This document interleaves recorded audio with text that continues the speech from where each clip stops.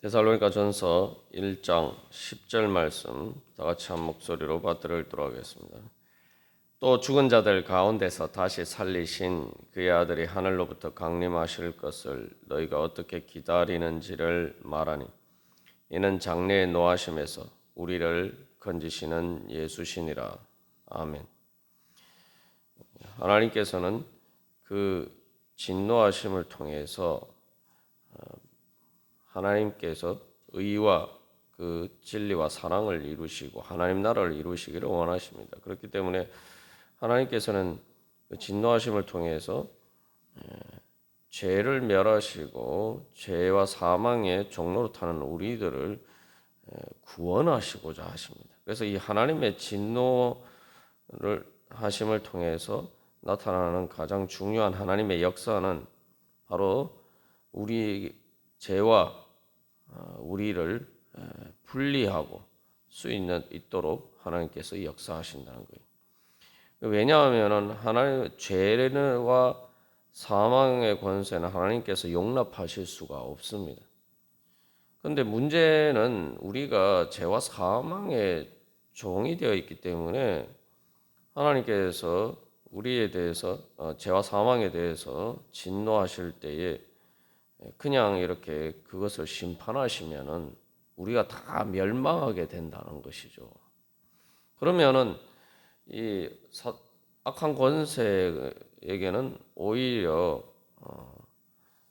더 좋은 일이 될 수도 있어요. 왜냐하면은 악한 권세가 원하는 것은 우리를 바로 그 종으로 만들어서 결국 하나님에게서 우리를 뺏어가는 것이 그 목적인데 하나님께서 진노하셔서 그냥 죄와 사망의 권세를 멸하시면은 결국 하나님의 목적이 이루어지는 것이 아니라 그 사탄의 악한 권세의 목적이 이루어진다는 거죠. 다시 말하면 우리를 하나님의 사랑에서 끊어서 바로 우리를 사탄의 악한 권세 편으로 만들어서 우리를 멸하고자 하는 것, 우리를 불행하게 만들고 또 그렇게 우리가 잘못되도록 만들고자 하는 그 악한 권세의 의도가 실현이 되는단 말이죠. 하나님께서 진노하심을 통해서 바로 그러한 사탄의 악한 권세의 의도를 실현하게 하는데 하나님이 도움을 줄 수는 없지 않습니까? 그러면 이게 하나님의 진리와 정의에 어긋나는 것이고 결국 그 하나님의 진노하심은 하나님의 뜻을 이루는 것이 아니라 오히려 하나님의 진노를 유발한 죄와 사망의 악한 권세가 뜻하는 바를 오히려 이루는데 하나님께서 하나님의 진노가 거기에 조력하는 그런 일이밖에 되지 않는다 이 말이죠. 그래서 이런 관점에서 생각해 보면은 우리가 하나님의 지혜의 관점에서 생각해 보면은 그렇게 하면 안 될 일이죠. 우리의 분노도 마찬가지입니다. 우리가 흔히 세상에서도 우리가 잘 아는 것이 절대 해서는 안 되는 일이 아무리 내가 화가 난다 하더라도 내 스스로 복수하려고 하면은 이제 문제가 생기죠. 사적 복수와 관련해서 우리가 앞에서 나누었습니다만 내가 어떤 다른 사람이 나한테 잘못해서 내가 분노했을 때에 그것을 내 개인적으로 복수한다고 또 그 분노를 통제를 못해서 내가 그 상대방을 폭행하거나 하면은 문제가 심각해지죠. 내 폭행에 대해서 오히려 내가 책임을 져야 돼.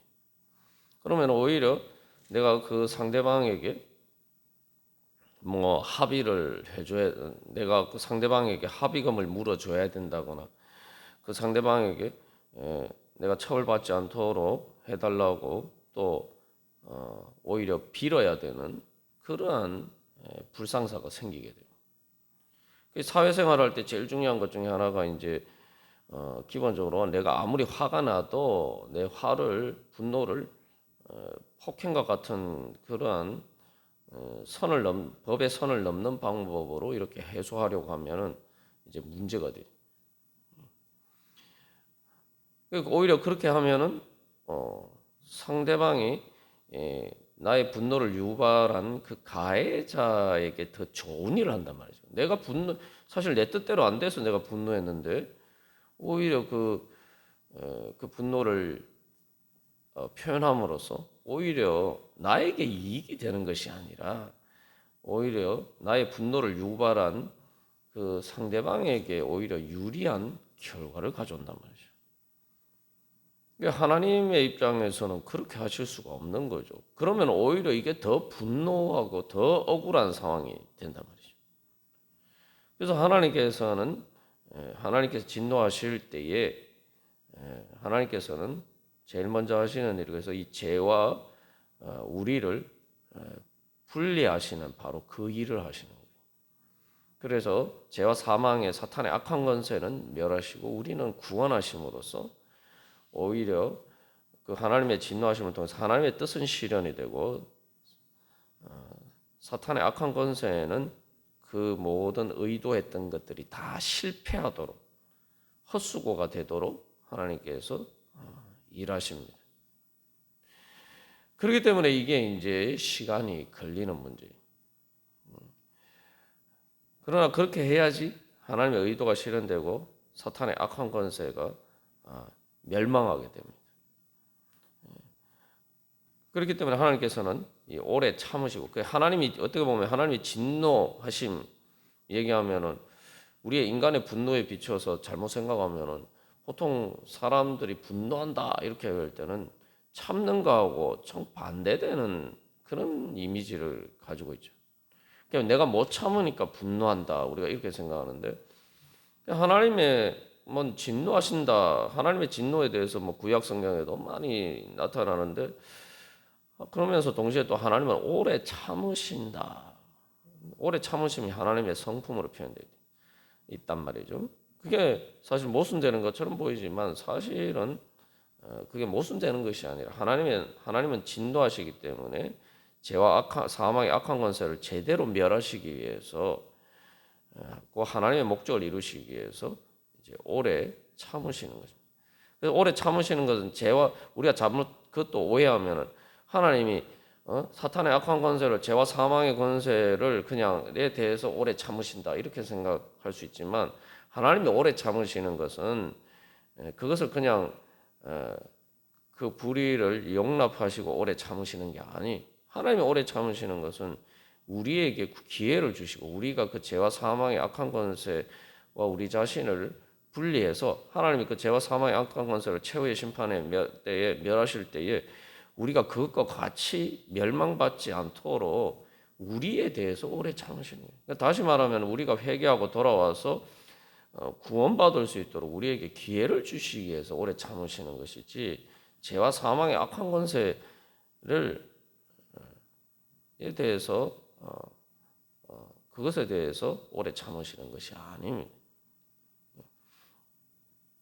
이러한 경우들을 우리가 이제 현실에서도 많이 볼 수가 있죠. 우리가 제일 잘 알 수 있는 게 전쟁할 때도 보면은 오늘날 뉴스에 흔히 나오는 문제 민간인의 피해 문제죠. 이게 전쟁을 하면 예를 들면 이게 딱 정말 내가 처벌해야 된다고 생각하는 바로 그 적만 처벌을 할 수 있느냐? 그게 쉽지 않아요. 쉽지 않은 게 아니라 대부분 사실은 불가능해요.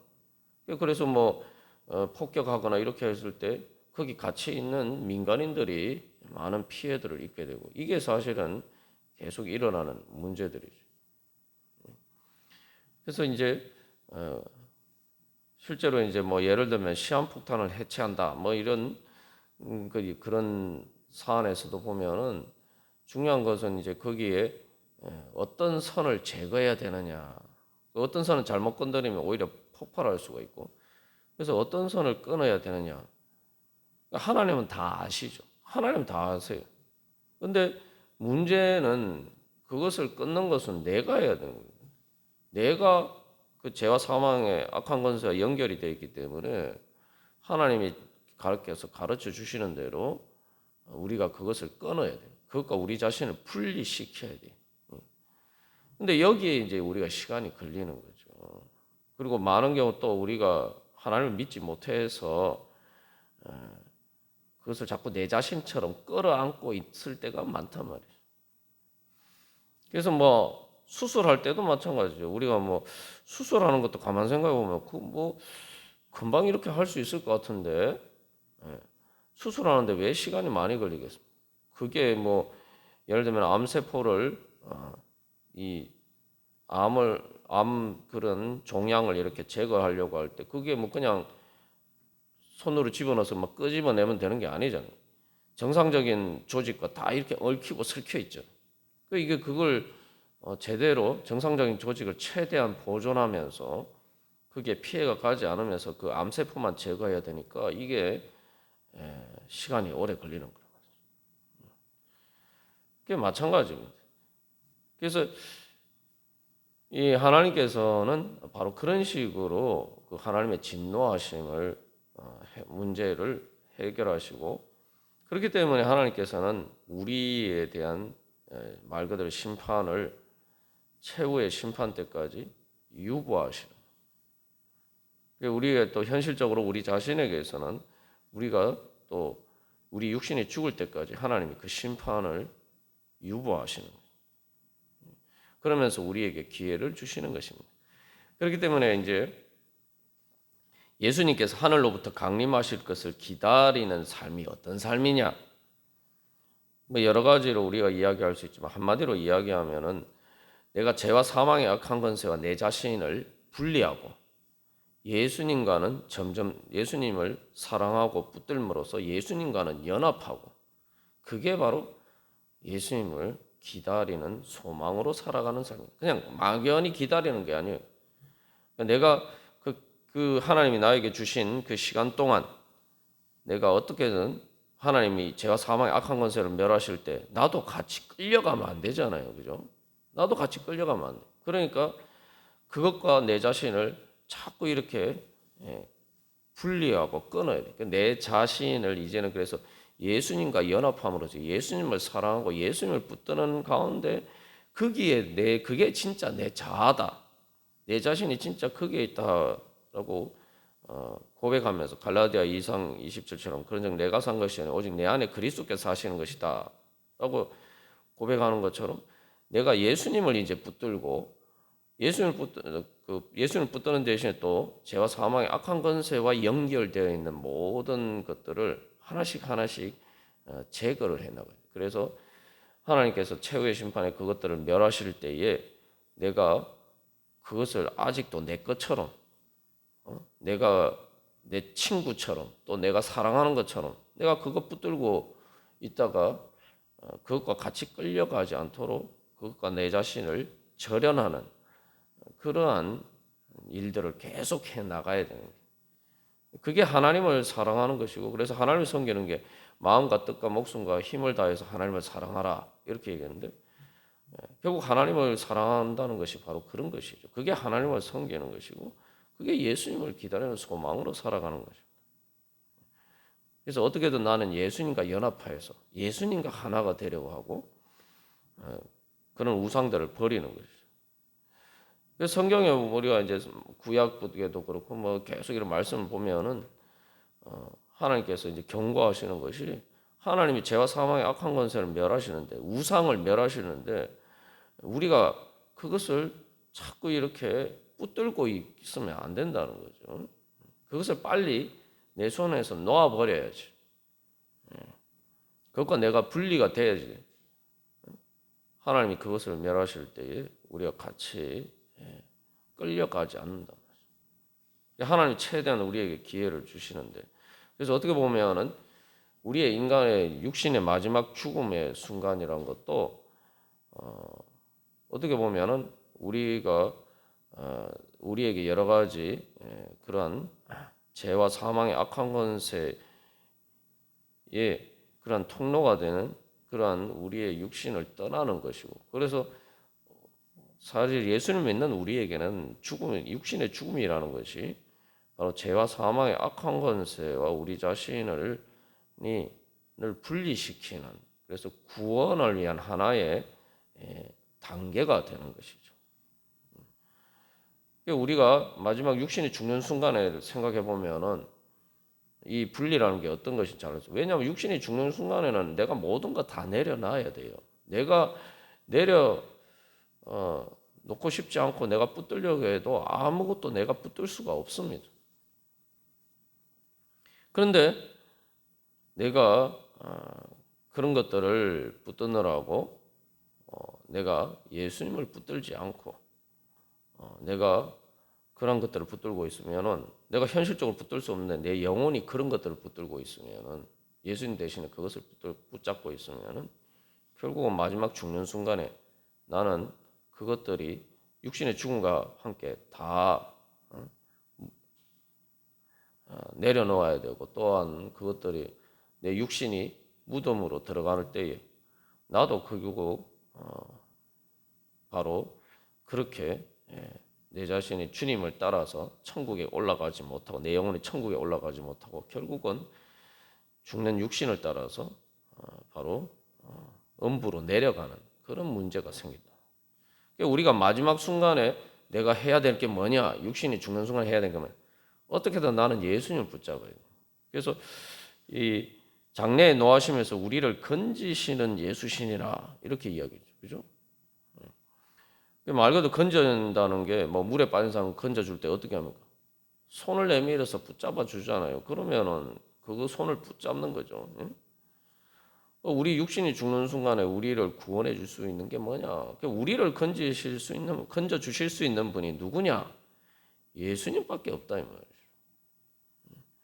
하나님이 그 모든 죄와 사망의 악한 권세를 멸하실 때 사실 우리의 육신이 죽는 순간도 마찬가지. 그럴 때에 바로 거기에서 우리가 붙잡고 우리를 건져 주실 분이 누구냐?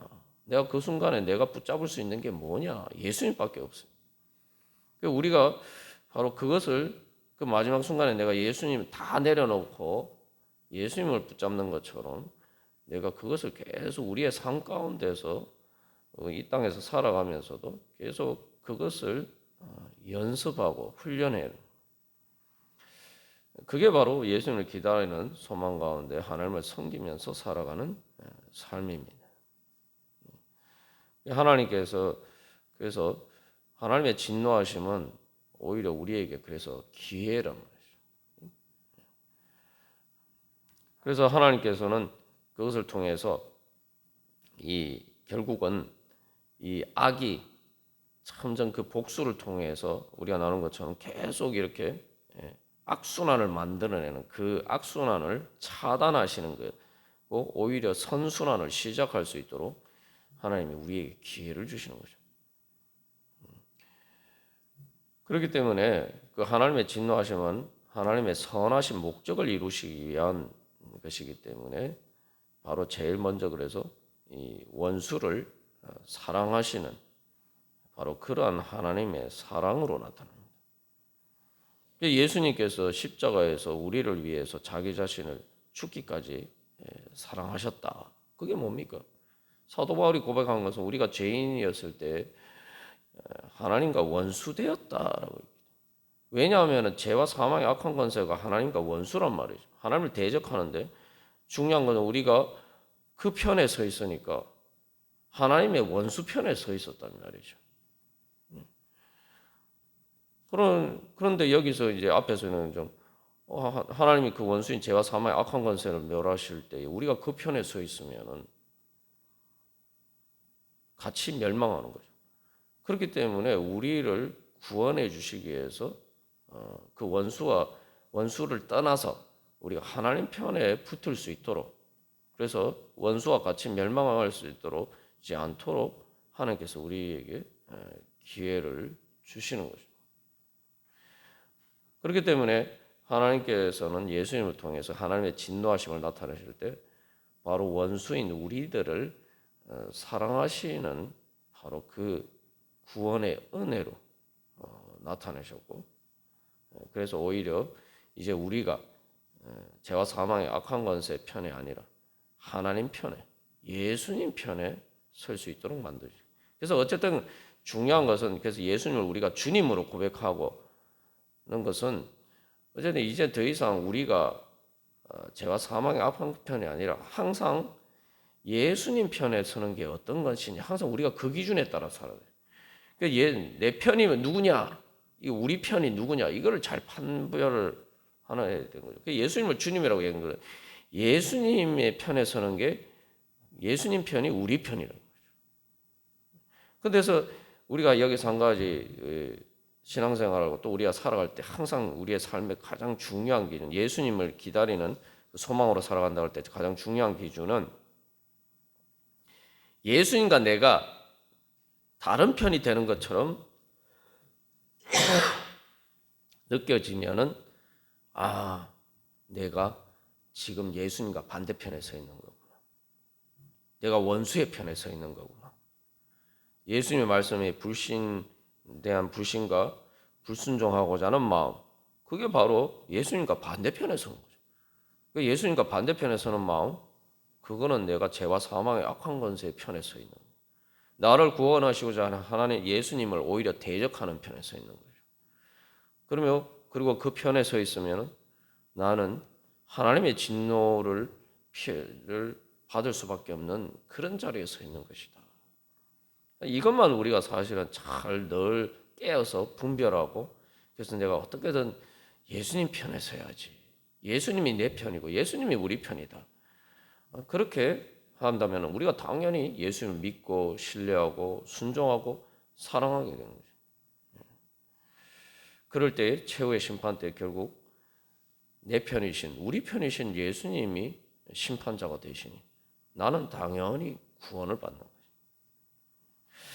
우리가 오늘도 다시 한번 주님 앞에 기도하면서 나올 때 주님, 저는 예수님이 제 편이 되어 주시니 세상의 제 편은 진짜 가장 최후의 순간에도 내가 내 편이다, 우리 편이다 하라고 붙들어야 되는 주님은 바로 예수님밖에 없습니다.